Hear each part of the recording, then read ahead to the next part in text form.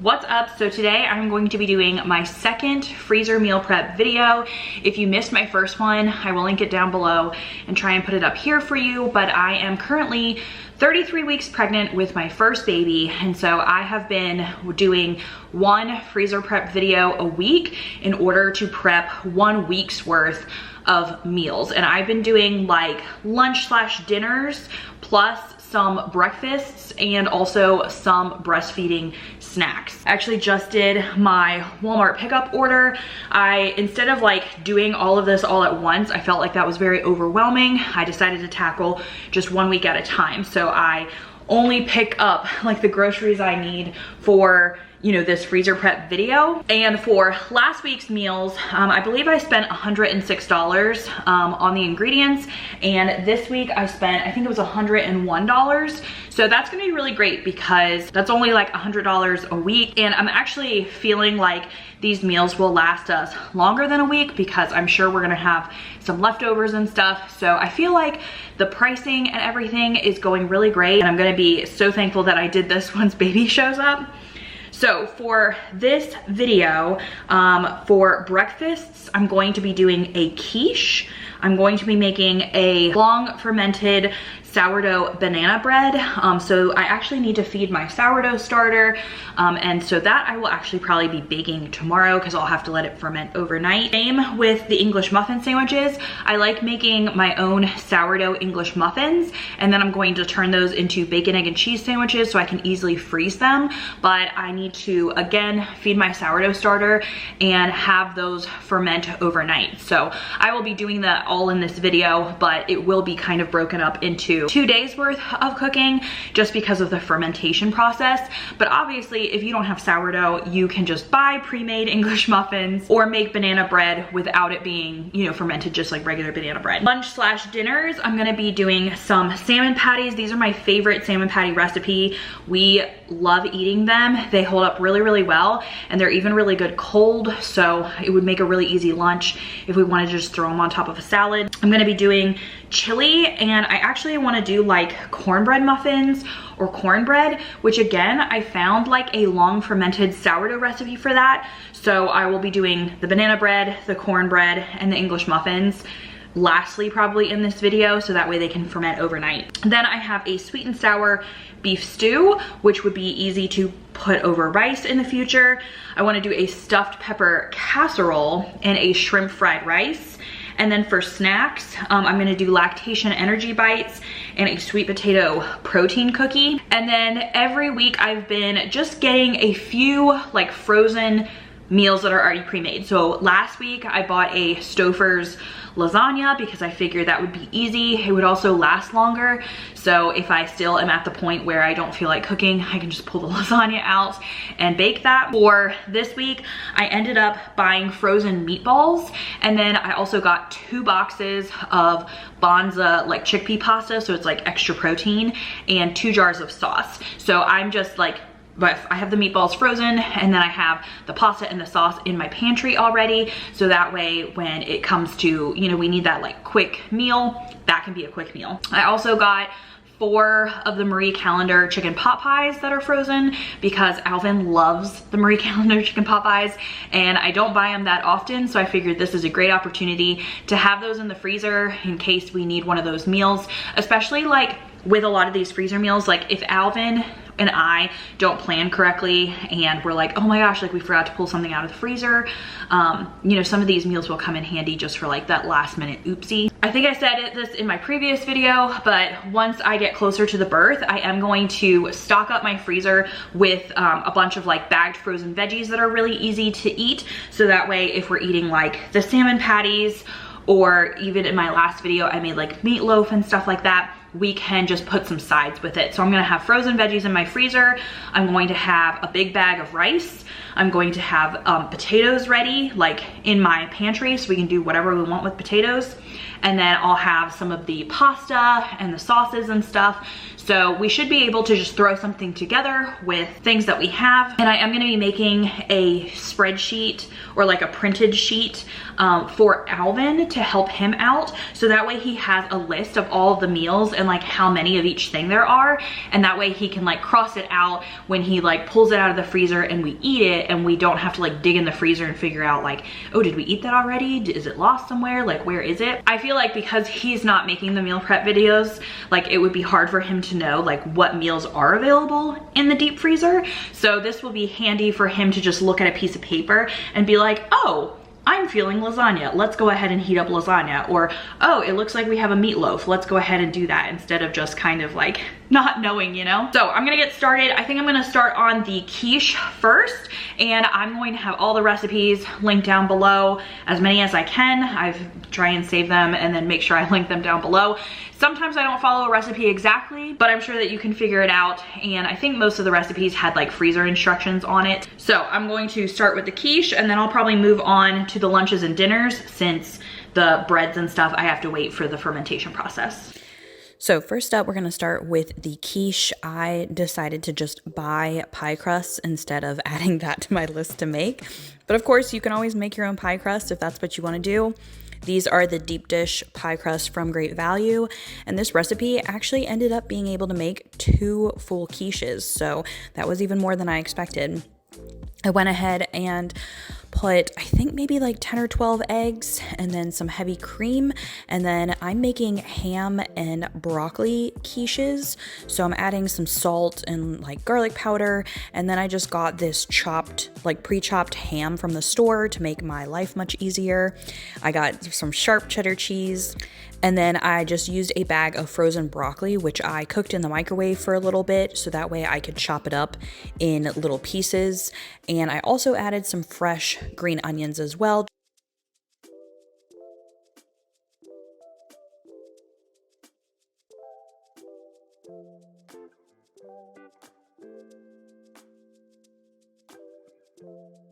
I think these are going to be a really good breakfast or even a lunch, and we can just thaw them because they're going to be already totally pre-cooked. I'm going to bake these in the oven, and so we can just thaw them and heat them up in the microwave. We don't even have to technically bake them again if we don't want to.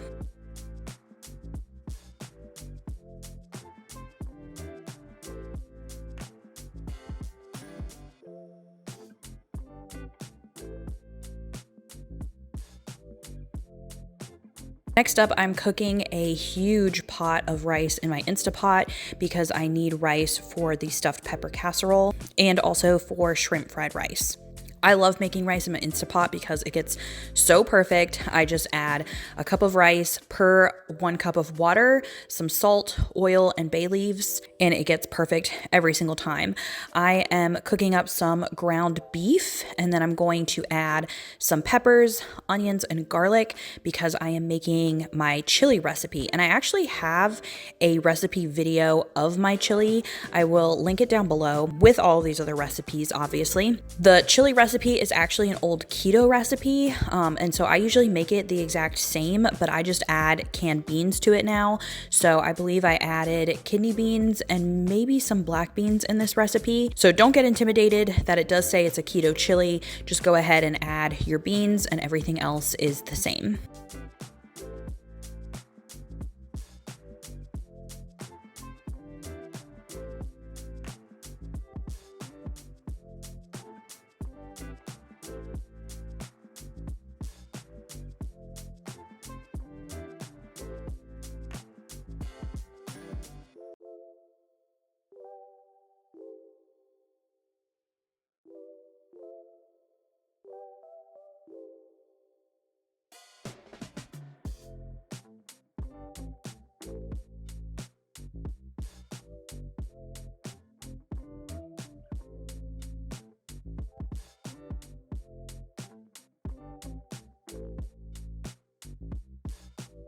So while the chili is slowly cooking, I'm going to start making the stuffed pepper casserole. So I'm using some fire roasted diced tomatoes and chopping up a bunch of peppers, different colors, some onions, and some garlic. And I'm just adding them to this aluminum casserole dish.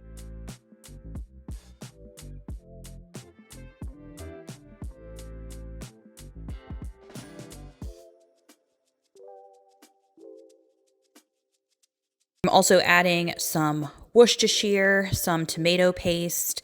I think I added some kidney beans.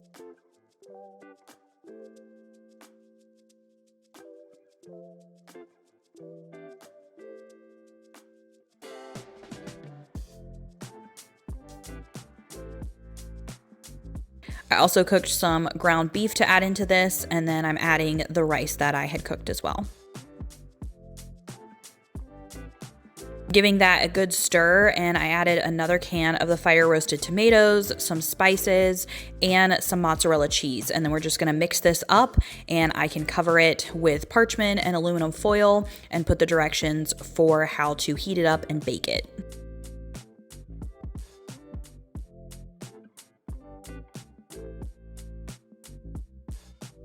Now I'm gonna start on the shrimp fried rice. I am adding a big bag of frozen shrimp that I'm cooking down, and then I'm gonna add some frozen peas and carrots, a can of corn, the rice that I cooked, and we're going to season it up with some sesame oil, soy sauce, sriracha, fresh ginger, garlic, white pepper. I added the recipe down below, but I always kind of make, fried rice to taste because some people like it a little bit more spicy. I like ours to have like a lot of ginger in it, and this was just a super easy recipe to throw together, and I ended up just freezing it in a couple different bags so that way we can heat it up later.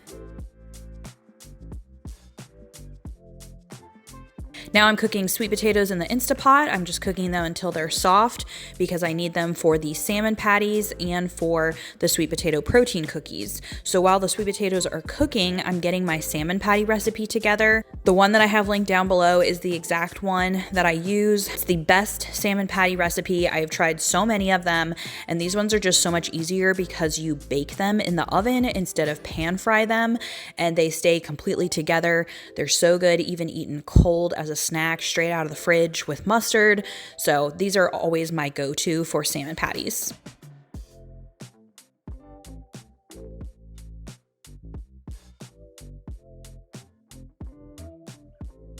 I have the mixture totally mixed up, but I'm gonna start working on the sweet and sour beef while I'm still waiting for the sweet potatoes to finish. So I have never made this recipe before. I just found it and it sounded good. And so it's pineapple and tomato sauce, a bunch of different peppers, some onions, some carrots, and I'm using some beef kebabs from my freezer. So they're a little bit bigger than like beef stew meat, but this is all going to slow cook in a slow cooker once we make it. I figured it's totally fine that the beef kebabs are a little bit bigger than like beef stew meat. I'm really hoping that this is good because it seems like it's going to be like a sweet and sour with like the maple syrup, the pineapples, and the apple cider vinegar. And so I'm really looking forward and hoping that we like this meal.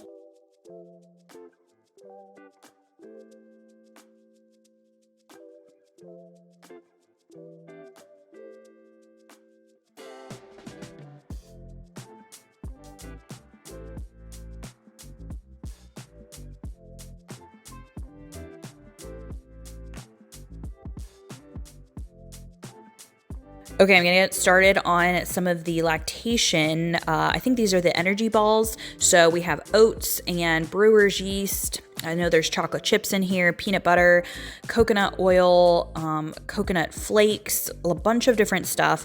I loved a lot of these like lactation type of dessert / snacks because they definitely seem very healthy, but also kind of like a dessert. So I feel like they're gonna be really good to snack on for my breastfeeding journey.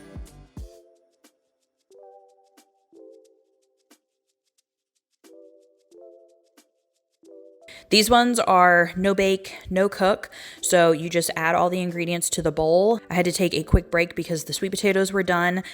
I'm adding the sweet potatoes to the salmon patty mixture. That's what you see. So I took a break to do the salmon patties so that way I could get them in the oven. So once I threw them in the oven, then I went back to the energy balls and I just mixed everything up and I rolled them into balls. But I will say, don't make my mistake. I rolled them into balls and put them in the bag, but they were all kind of sticking together. So I had to pull them all out and put them on a plate so that way I could put them in the freezer and like semi-freeze them a little bit before I added them back to the bag because you don't want them to stick together and freeze together. So just roll them out on like a baking sheet or plate, put them in the freezer, and then you can add them to your bag. We're giving these salmon patties a flip. Look how good they look. They're just so delicious. Cooking them on the other side. And then I'm using the sweet potatoes to make the sweet potato protein cookies. So this had like whole wheat flour, almond butter, pumpkin seeds, raisins, eggs, just a whole bunch of really yummy things in them. And then I'm just going to bake them like you would regular cookies. And I did taste them and they are very good.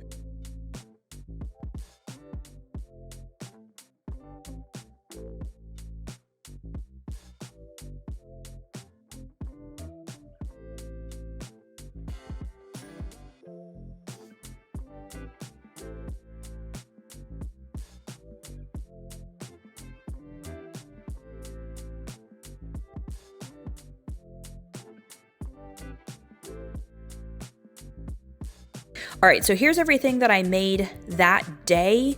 So this was all of the stuff packaged up that I was about to put in my freezer, but then I had to make the sourdough things that I talked about in the beginning of this video. So this is another day, and I'm starting to make the long fermented banana bread, and I actually messed up and I added all of the ingredients together instead of paying attention to the recipe. So I actually could not ferment this overnight because I had added everything. So I ended up just baking this that exact night.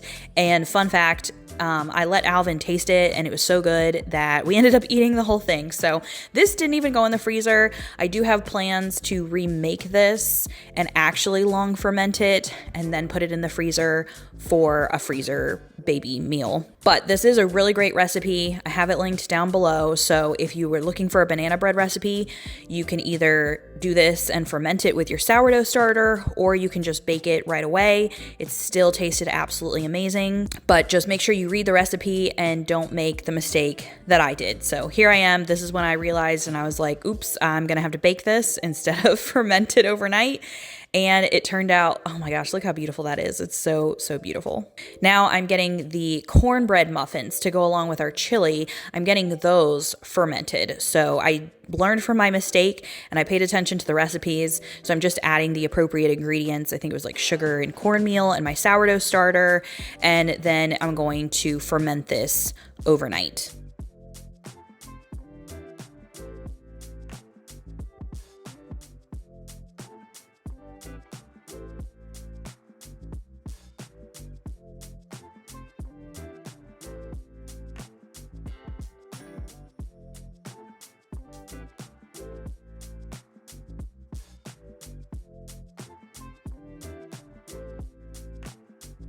Now we're working on the sourdough English muffins. Thankfully, I have made these so many times. I can't even count how many times I've made these. They are so easy. So I have flour and water and sourdough starter, and these are also going to ferment overnight. The next day when I bake these, you add the other things like eggs and baking soda and stuff.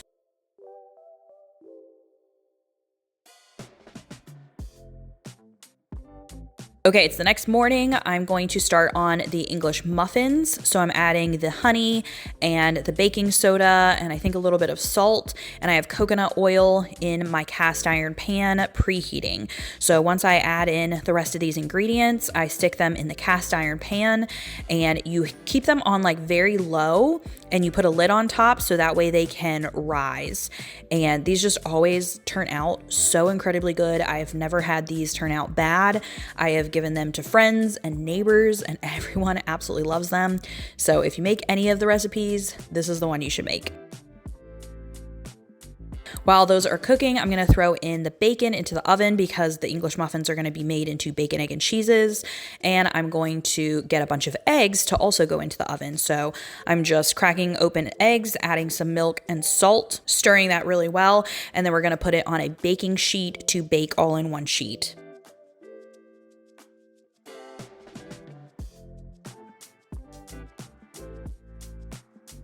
While that's in the oven baking, I'm gonna get my cornbread muffins ready. So we're adding an egg and baking soda, just the rest of the ingredients that need to be added. And then I'm adding these to little muffin tins and baking these off. They turned out really, really great. I would definitely make this recipe again. And I just froze them in a bag so that way we can pull some out when we heat up the chili, which by the way, when I put the chili into bags, I actually divided it into 2-gallon bags. So that way we could kind of have it 2 different different times and not get tired of eating, you know, such a large quantity of food. So this will work out because we'll be able to eat a couple muffins with each bag, and it should be great.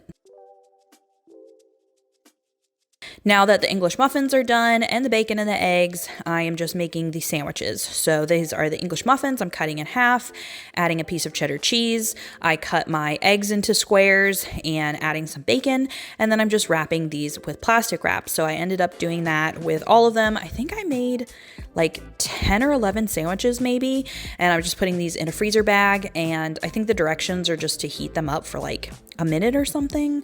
But I am so glad that I made these. I think that these are going to come in so handy for a quick breakfast when we need them. I hope that you enjoyed this video. Definitely check out all the recipes down below in the description box, and I will see you in another video soon. Bye everyone.